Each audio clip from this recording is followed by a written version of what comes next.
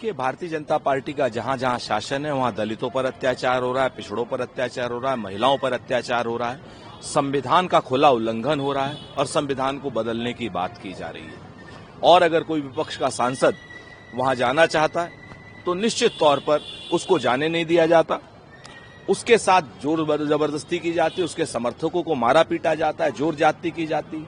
अगर कोई शख्स पीड़ित परिवार के साथ मिलने जा रहा है तो उसमें किसी को आपत्ति क्या है?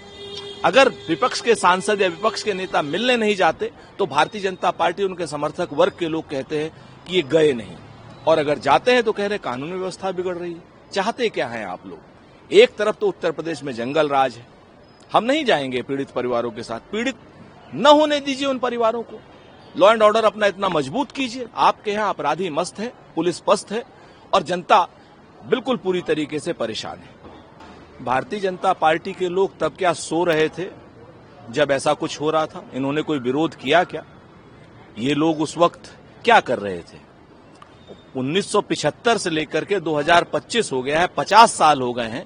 भारतीय जनता पार्टी वालों को अब याद आ रहा है? इतने झूठे लोग हैं, निर्लज्ज लोग हैं कि अपने झूठ को बचाने के लिए दूसरे के ऊपर तोहमतें मढ़ते हैं।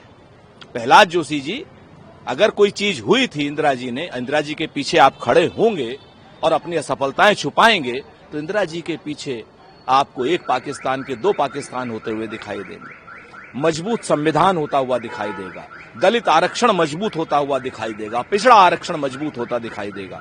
और जब आप नरेंद्र मोदी जी के पीछे खड़े होकर के देखेंगे तो आपको पता चलेगा कि संविधान को तोड़ा जा रहा है, संविधान को बदलने की बात की जा रही है, संवैधानिक संस्थाओं को कमजोर करने की बात की जा रही है। संवैधानिक संस्थाएं जो हैं, जिस तरीके से उनके ऊपर आक्रमण और अतिक्रमण किया जा रहा है, संविधान की धाराओं को ही चेंज नहीं, आप तो पूरे संविधान को बदल करके मनुवादी संविधान लाना चाहते हैं, मनुवाद लाना चाहते हैं, जिसका पूरा विरोध होगा।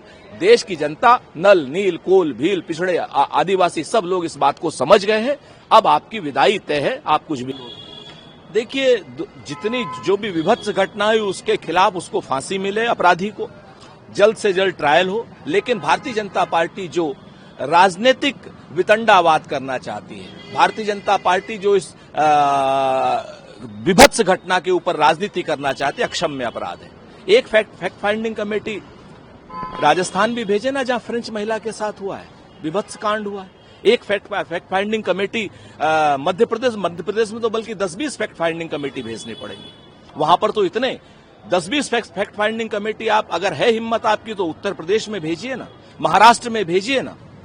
भाजपा शासित राज्यों में जितने अंकिता भंडारी वाले केस में आज तक आपने कोई फैक्ट फाइंडिंग कमेटी भेजी? तो भारतीय जनता पार्टी के लोग महिलाओं के दुराचार को भी राजनीतिक अस्त्र के रूप में इस्तेमाल कर रहे हैं। ऐसी असंवेदनशीलता और ऐसी निर्लज्जता हमने किसी राजनीतिक पार्टी में नहीं देखी।